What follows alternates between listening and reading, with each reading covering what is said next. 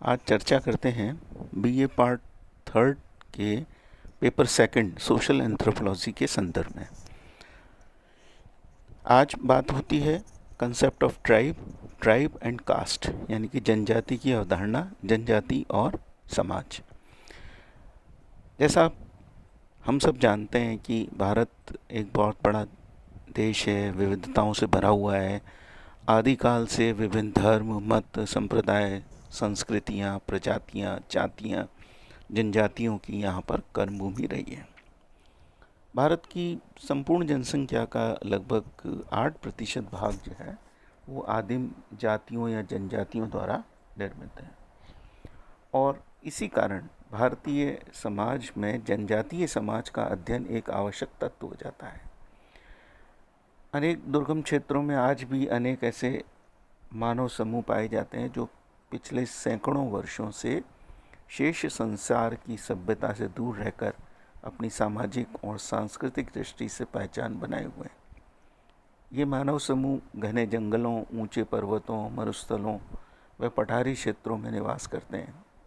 उन क्षेत्रों में सामान्यतः अनुत्पादक माना जाता है।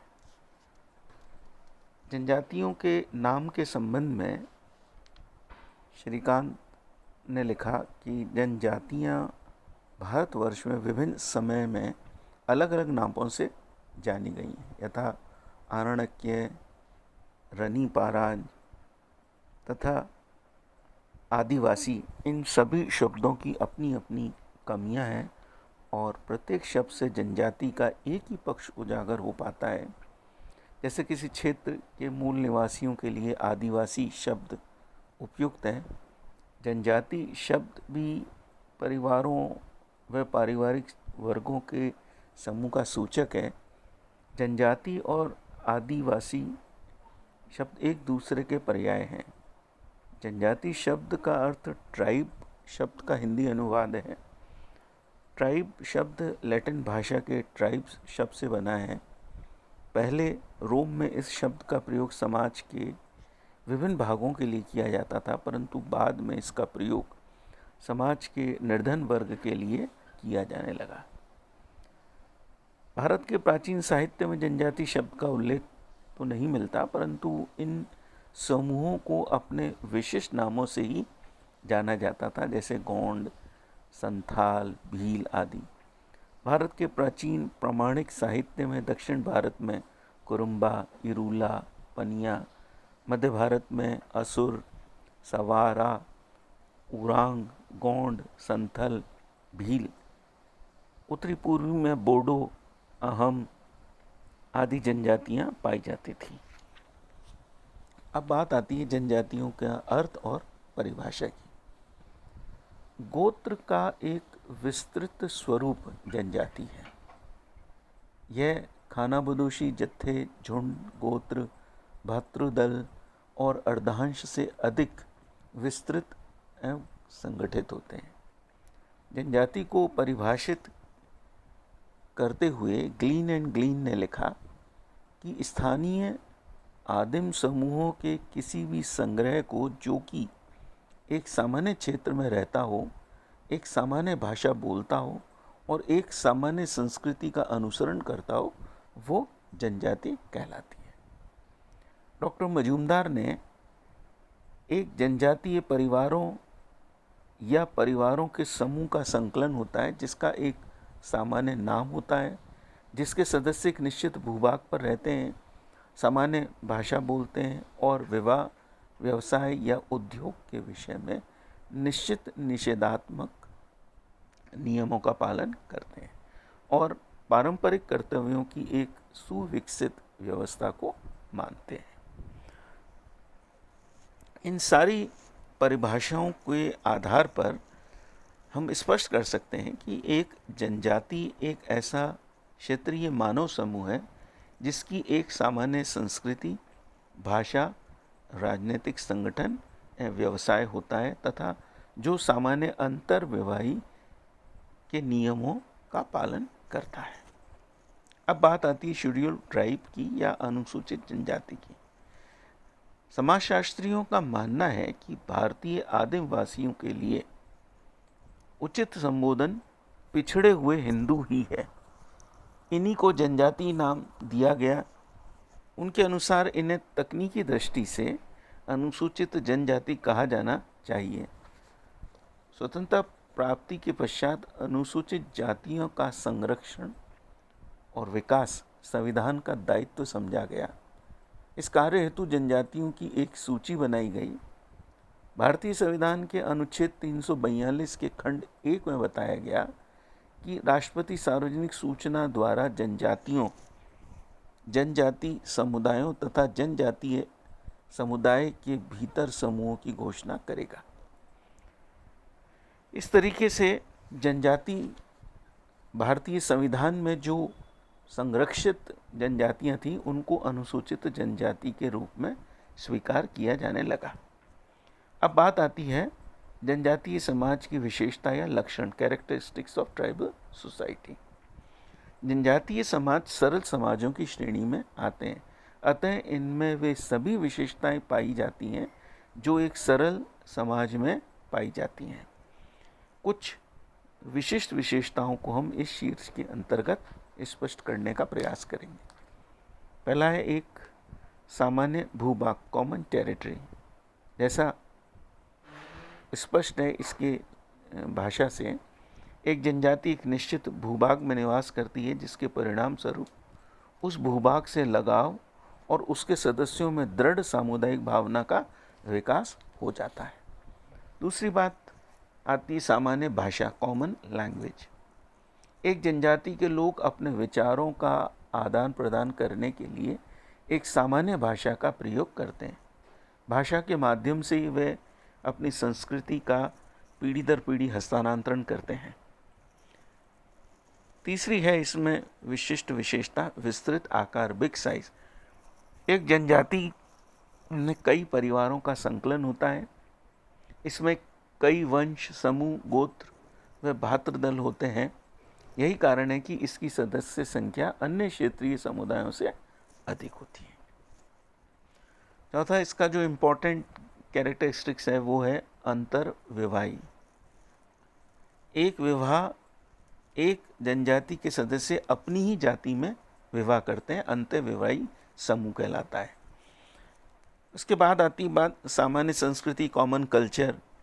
एक बहुत ही सिंपल कैरेक्टरिस्टिक है ये कि जनजाति के सभी सदस्यों की सामान्य संस्कृति होती है। उनके रीति रिवाज, प्रथाएं, लोकाचार, नियम, कला, धर्म, जादू, संगीत, नृत्य कला आदि में समानता पाई जाती है। सातवीं इसकी जो कैरेक्टरिस्टिक है वो है आर्थिक आत्मनिर्भरता। एक जनजाति अपनी सभी आर्थिक आवश्यकताओं को स्वयं ही स्तर पर पूरा करती है। शिकार है, फल फूल एकत्रित करना, पशुचरण, कृषि, गृह उद्योग आदि सब अपनी आवश्यकताएं स्वयं पूर्ति कर लेते हैं। नेक्स्ट है इसमें फिर पॉलिटिकल ऑर्गेनाइजेशन या राजनीतिक संगठन। एक जनजाति का अपना निजी राजनीतिक संगठन होता है। इसमें अधिकांशतः एक वंशानुगत मुखिया होता है जो परंपराओं का पालन कराने, नियंत्रण बनाए रखने और नियमों का उल्लंघन करने वालों के लिए दंड की व्यवस्था करता है। इसके बाद आती है इसमें हम की भावना। एक भूभाग में निवास होने के कारण एक जनजाति के सदस्यों में सामुदायिक भावनाएं, हम की भावना पाई जाती है। इसके बाद आती है नातेदारी का महत्व। जनजाति में नातेदारी का महत्व दिया जाता है। जनजाति लोग अपने राजनीतिक, आर्थिक और सामाजिक संबंध अपने नातेदारों तक ही सीमित रखते हैं। उनके कानून और प्रथाओं का पालन भी नातेदारों तक ही सीमित होता है। कुछ पिडिंगटन ने कुछ विशेषताओं का जिक्र यहाँ पर किया। आदिम या जनजातीय समाज निरक्षर समाज है। इनमें लेखन या लिपि नहीं पाई जाती। दूसरा, जनजातीय समाज का संगठन सरल आकार का होता है और इसका निर्माण छोटे छोटे सामाजिक समूहों जैसे परिवार, गोत्र, अर्धांश आदि से होता है। तीसरा, जनजातीय समाज में प्रौद्योगिक विकास का निम्न स्तर पाया जाता है। फोर्थ है इनमें नातेदारी एवं स्थान के आधार पर निर्मित सामाजिक संबंध अधिक महत्वपूर्ण होते हैं। और नेक्स्ट है इनमें आर्थिक विशेषीकरण एवं सामाजिक समूह की बहुलता का अभाव पाया जाता है।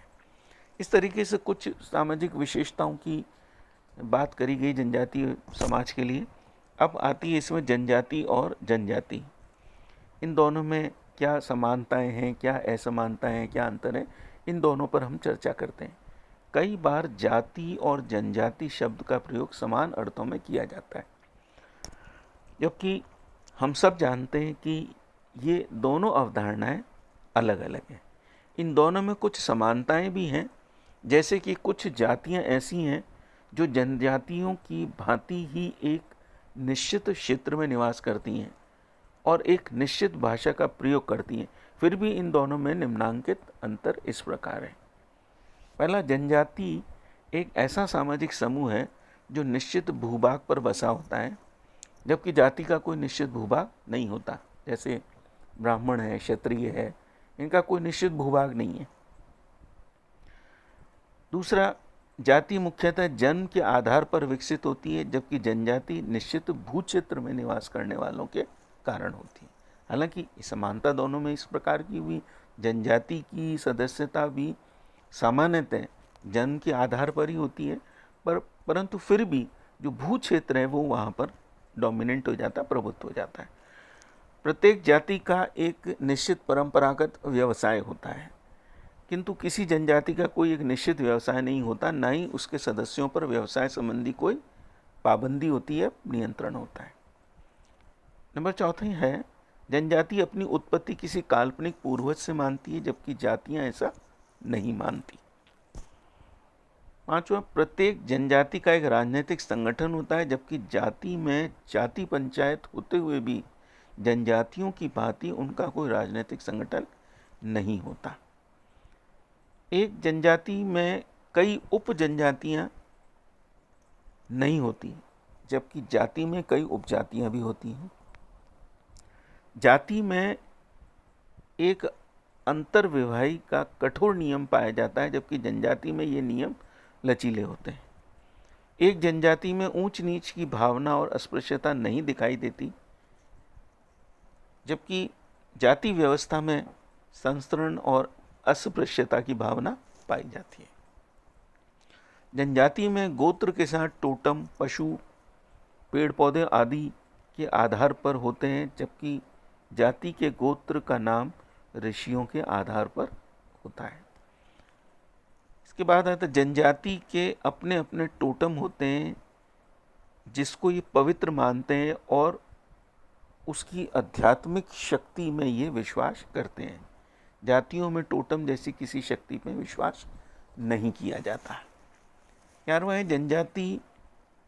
जनजातियां आत्मनिर्भर होती हैं, किंतु जाति नहीं होती। कई जातियां मिलकर ही संपूर्ण समाज व्यवस्था का निर्माण करती हैं, जबकि एक जनजाति अपने आप में पूर्ण इकाई व व्यवस्था है।